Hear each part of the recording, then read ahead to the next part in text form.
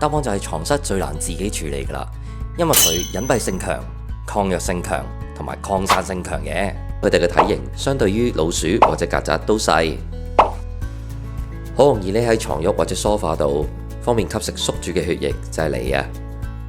搞到你全身痕，仲會有疤添。用化學攻擊又得唔得呢？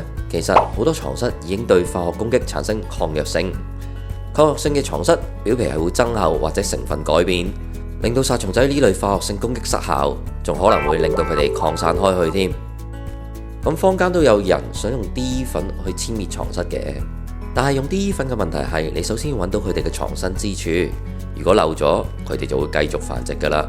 到時你可能花咗段月計嘅處理時間，咁你嘅心機就白白浪費咗啦。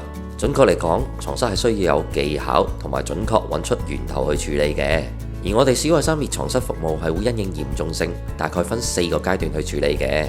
揾出源頭，利用高溫高壓蒸汽加埋噴灑嘅形式，將床蝨嘅成蟲同埋幼蟲去消滅嘅。